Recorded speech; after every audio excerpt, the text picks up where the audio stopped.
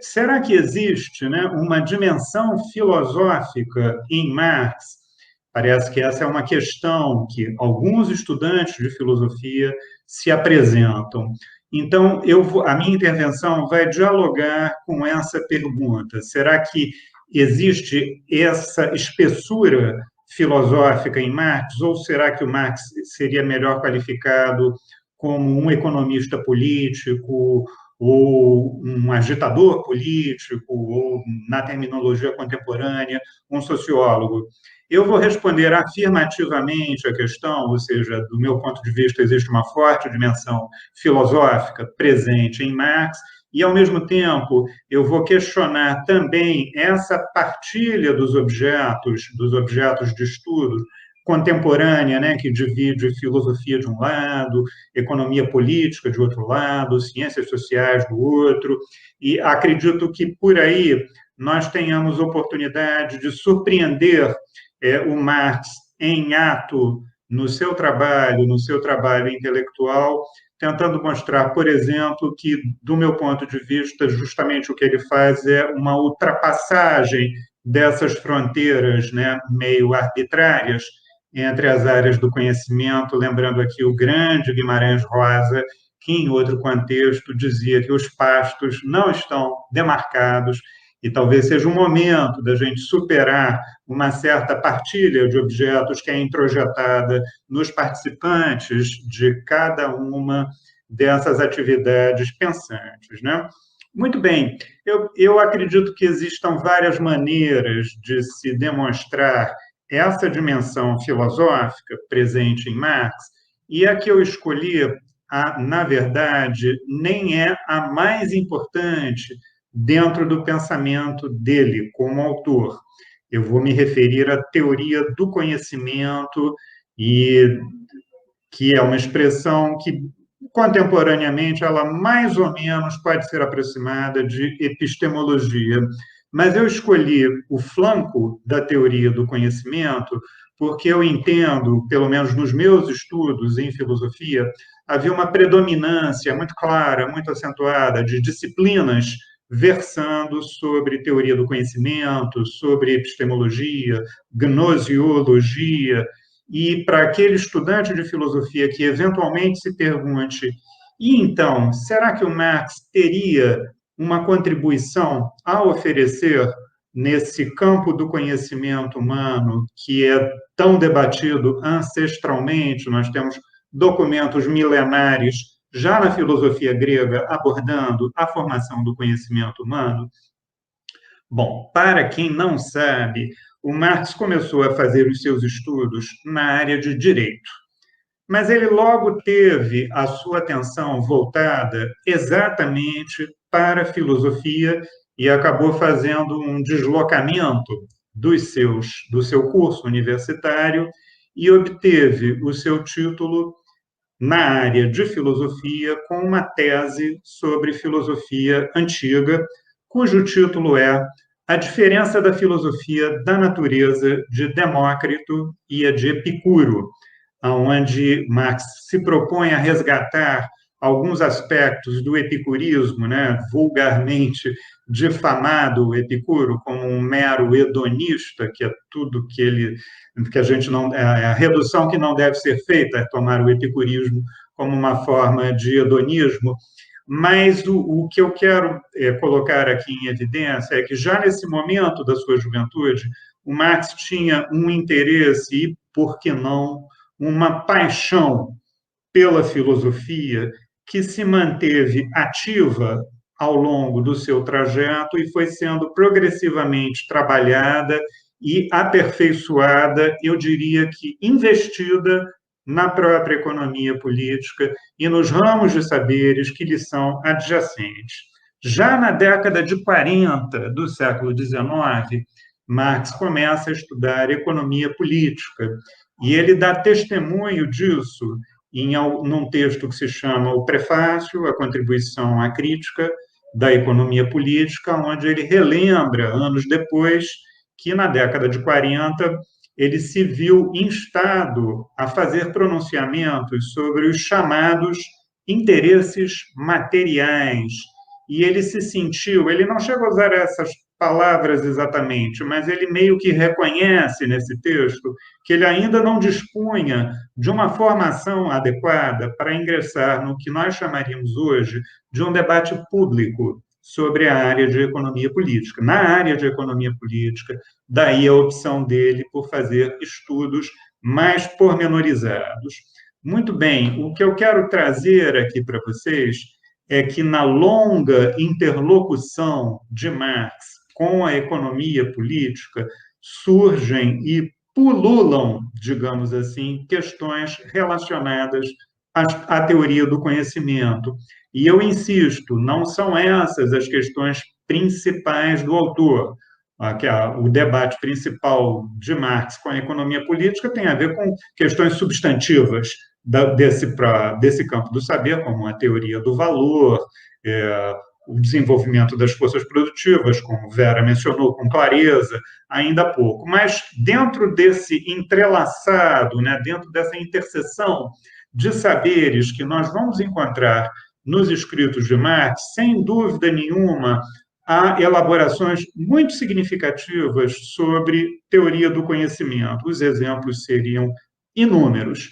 Eu começo mencionando um texto de Marx, de 1857, que é a famosa Introdução à Crítica da Economia Política, aonde o Marx se pergunta por que apenas no século XVIII, com o economista escocês Adam Smith, foi possível criar-se a categoria trabalho humano em geral. Para quem não está familiarizado com essa discussão, as escolas anteriores da economia política, elas reconheciam como atividade produtora de riqueza apenas ou o trabalho agrícola, ou o trabalho manufatureiro, ou ainda o trabalho comercial.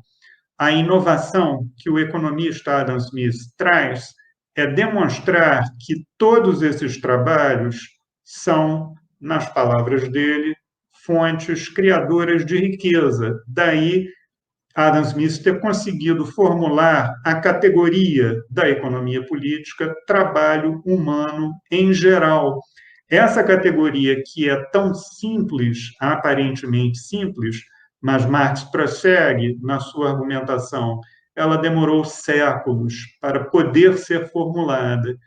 E ele continua dizendo: foi apenas numa sociedade capitalista desenvolvida, onde existe uma totalidade de trabalhos, uma totalidade diferenciada de trabalhos, e nós temos marceneiros, carpinteiros, relojoeiros, alfaiates, operários, trabalhadores. Adendo importante, são sujeitos juridicamente livres, e talvez nós possamos até usar aspas nesse livres.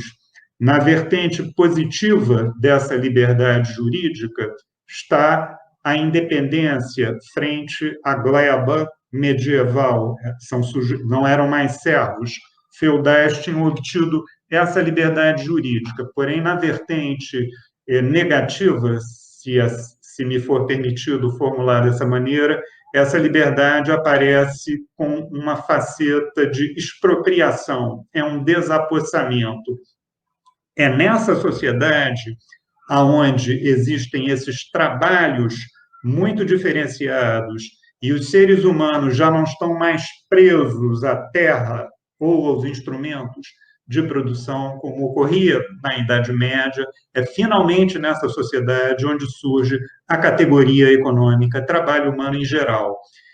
Numa citação desse texto que eu mencionei, a Introdução à Crítica da Economia Política, abre aspas, essa abstração do trabalho em geral não é apenas o resultado intelectual de um todo concreto de trabalhos. A indiferença em relação a uma forma determinada de trabalho, diz Marx, corresponde a uma forma de sociedade na qual os indivíduos podem passar facilmente de um trabalho para outro. Eu peço a atenção de vocês para o fato de que aqui a categoria de análise não é apenas uma construção mental, ela é uma construção mental, mas ela é também a contrapartida teórica de uma realidade existente. Eu abro um parênteses aqui, pessoal, para dizer que nesse fim de semana eu assisti o filme premiado aí, laureado com o Oscar, né, que é o Nomadland, poderia ser traduzido como Terra Nômade ou Terra dos Nômades. E o filme nos conta a história de uma viúva que, após a sua cidade ter literalmente desaparecido do mapa após a falência de uma grande empresa. O filme começa dessa maneira, né? Até o código postal foi cancelado daquele local. Essa senhora, que é a personagem principal, ela fica perambulando ao longo do filme inteiro em busca de um trabalho, uma atividade, e essa questão, digamos assim, da errância, esse nomadismo está bem retratado, né? Eu tenho restrições ao filme, né? Me permito dizer isso, porque é um filme onde cabe até uma referência positiva à empresa Amazon.com, que não só eu, como vários colegas, achamos uma referência muito equivocada, mas a minha questão não é essa, eu estou apenas citando esse documento de uma cultura, né? Esse filme que consegue uma recepção, consegue ser premiado, ele mostra contemporaneamente essa realidade do trabalho precário, do trabalho nômade que vai se deslocando de um lado para o outro. E eu preciso dizer para vocês que, por incrível que pareça, já no século XIX, nesse mesmo texto que eu estou mencionando, o Marx pontua uma diferença entre a Europa, a qual ele era afetivamente ligado, e, precisamente, os Estados Unidos, e ele deixa o registro no texto de que, nos Estados Unidos, essa situação do trabalho fortuito, o trabalho onde o trabalhador não tem um vínculo mais visceral, mais orgânico com o seu trabalho, nos Estados Unidos, esse deslocamento é mais acentuado. Isso foi pontuado por Marx já no seu século XIX, né? Muito bem, nós podemos citar um segundo exemplo dessa relação entre categorias e o próprio momento histórico real, dessa vez num momento mais avançado do percurso do próprio Marx, que vai ser no livro 3 de O Capital, no capítulo que se intitula A Fórmula Trinitária. Se eu não me engano, é o capítulo, tá me falhando a memória, ou é 46 ou 48, mas é um capítulo importante, onde o Marx discute algumas das características da economia política vulgar. E aí ele reserva essa qualificação de vulgar, que era aquela economia política que não conseguia, pelo menos no entendimento de Marx, se alçar à condição de uma ciência, cientificidade que ele reconhecia em Adam Smith e Ricardo, mas não nos economistas políticos vulgares que, segundo Marx, apenas sistematizavam as concepções dos próprios agentes econômicos enredados nas relações de produção. E quando Marx fala disso, eu me lembro, por exemplo, desses economistas que escrevem artigos para jornais aí da grande imprensa, exaltando uma entidade que se chama o mercado, uma entidade abstrata, que a rigor é apenas um nome de fantasia para o capital, e entidade essa que dotada de humores, né? O mercado reagiu bem a isso, ou o mercado não gostou. Então, esses economistas vulgares que apenas sistematizam as representações dos agentes econômicos, ouçamos então uma pequena passagem desse capítulo do volume 3 de O Capital, a Fórmula Trinitária, abre aspas, escreve Marx, a economia vulgar, com efeito, não faz mais do que interpretar, sistematizar e louvar doutrinariamente as concepções dos agentes presos dentro das relações burguesas de produção. Não nos deve surpreender, portanto, Marx prossegue, que esta economia vulgar, precisamente na forma de manifestação estranhada das relações econômicas, nas quais essas aparecem como contradições totais e absurdas, se sinta aqui perfeitamente à vontade. Num outro momento do texto, Marx vai se referir a esses agentes que se sentem como um peixe dentro da água, imersos nessa situação de alienação e de estranhamento. Então, o que eu estou tentando mostrar aqui é que, para Marx, existe uma relação muito estreita entre o pensamento e a realidade, e é preciso se fazer a crítica dessas categorias, sejam as categorias científicas, ou, pelo menos, em vias de se tornar científicas, aquelas produzidas pelos economistas com os quais, apesar de divergências importantes, né, como o Adam Smith e o David Ricardo, o Marx reconhecia uma cientificidade, sejam as representações vulgares desta economia política. Eu diria que nós estamos aqui diante de uma interseção entre economia política, filosofia, história e o que nós chamamos, de uns tempos para cá, de ciências sociais. E eu retomo o meu ponto, né? Essa partilha nossa, contemporânea, dos objetos de estudo, provavelmente ela gerou mais prejuízo do que avanço no desenvolvimento do saber, porque a partilha foi introjetada pelos praticantes de cada ramo desse conhecimento e tudo se passa como se existisse uma região da realidade que será abordada pela economia política e da qual se diferencia uma outra região da realidade a ser abordada pela antropologia, e aí fica a questão, e a filosofia? Do que ela se ocupa, né? Então, é esse modo de abordar que eu estou tentando questionar aqui a partir das indicações de Marx, e devo dizer que ele não está sozinho nesse seu procedimento mais amplo, né? Qualquer grande pensador, se a gente pegar um Aristóteles, um Spinoza, um Hegel, né? Em todos eles nós vamos ver também essa transversalidade dos saberes, né? Eu prossigo enfatizando uma concepção de imanência que, a meu ver, é um traço forte, presente na abordagem de Marx.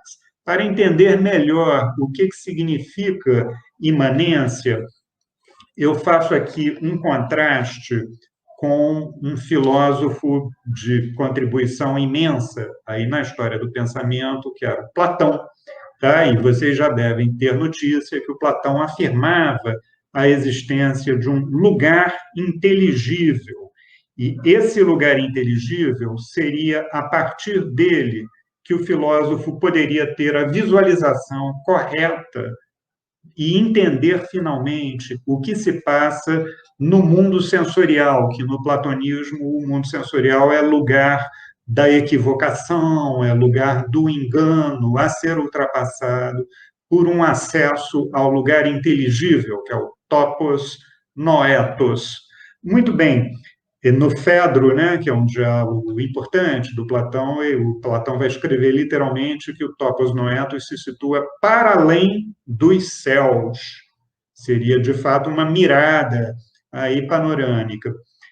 Acredito que, por essa via, talvez o contraste com o Marx fique mais nítido, porque em Marx não há essa busca de um lugar inteligível ou de um topos noetos. As categorias de análise são vistas por Marx, por assim dizer, como fazendo parte da própria realidade. É o mesmo movimento histórico que produz seres, acontecimentos, processos históricos. Esse movimento produz também categorias, conceitos, pensamentos, né? Por essa razão, Marx escreve que as categorias são formas de ser, determinações de existência.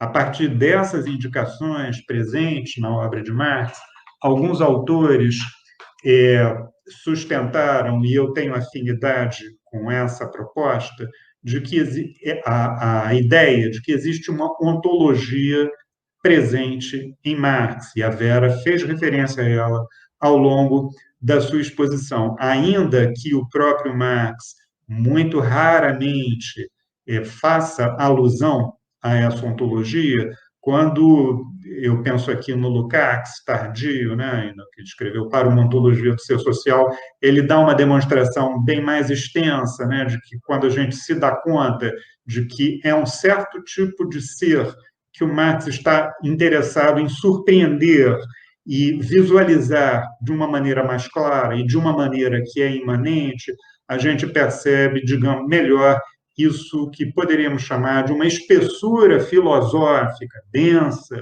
que está presente no autor, que, a meu ver, é uma das razões que faz com que a obra de Marx consiga atravessar o tempo e nos chegar até nós e a nos interpelar. Essa mesma obra que foi declarada ultrapassada tantas vezes, né, mas ela retoma, né? Aliás, no nosso presente momento histórico, eu e meus colegas, nós detectamos um ressurgimento, digamos assim, do interesse pelo marxismo, talvez devido até à gravidade da crise capitalista na qual nós estamos mergulhados. Então, eu espero ter deixado claro que essa teoria do conhecimento de Marx, ela não existe isolada, ela está fundada numa concepção de história, ela está fundada, se vocês quiserem, numa ontologia, numa teoria do ser, que é uma via de acesso, um flanco que me parece particularmente fecundo. Caminhando agora para a conclusão, né, dessa minha intervenção, eu quero aqui dividir com vocês o pensamento de que, no meu modo de ver, essa concepção de imanência, ela não se manifesta apenas na crítica da economia política que Marx fez, ela se manifesta também no projeto político sustentado por Marx, fundação de uma sociedade socialista. E por que o projeto é imanente? Acredito que aqui o contraste mais instrutivo, o contraste mais esclarecedor que nós podemos fazer é com os socialistas utópicos, o Saint-Simon, o Fourier, o Owen, que eram teóricos que apresentavam um modelo ideal de sociedade e apresentavam quase que prescrições a serem observadas para se chegar a esse modelo ideal. Inclusive, apresentavam descrições bastante detalhadas da hipotética sociedade socialista, né, procedimento que nós não vamos encontrar no Marx, porque ele nos apresenta apenas diretrizes muito gerais, até porque sabia que não dava para proceder nesta futurologia, se vocês quiserem falar dessa maneira. E, muito bem, o traço imanente que eu estava tentando colocar em evidência, né, para a fundação de um projeto socialista, Marx vai tirar isso de uma reconstrução do debate dele com a economia política e chama de uma redução do tempo de trabalho necessário para a produção das mercadorias e dos bens que nós nos utilizamos no nosso dia a dia. Essa redução de tempo de trabalho necessário pela via da ciência, pela via da tecnologia, aqui acho que podemos fazer uma articulação, a meu ver, até bastante evidente com a exposição da Vera. Essa redução do tempo de trabalho necessário, na forma capitalista, o que ela gera são formas mais sofisticadas de alienação e de exploração.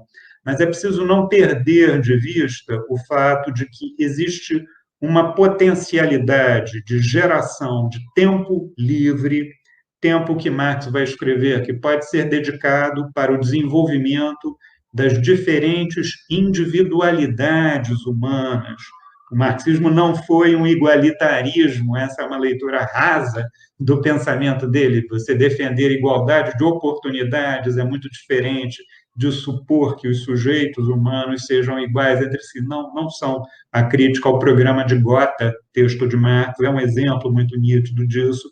Mas, enfim, com a redução do tempo de trabalho necessário, com o desenvolvimento das forças produtivas, ficam, pelo menos potencialmente apresentadas, condições que nos fazem pensar numa outra sociedade, numa sociedade que regida por valores distintos do nosso. Né? É impossível não falar aqui da reação positiva que o Marx teve, da reação favorável que ele teve diante do fortalecimento do trabalho cooperativo, o movimento do trabalho associado, que é saudado por Marx como um passo importante nessa modificação da lógica capitalista. Então, o socialismo, para Marx, não é apenas um comando externo e alheio à nossa realidade.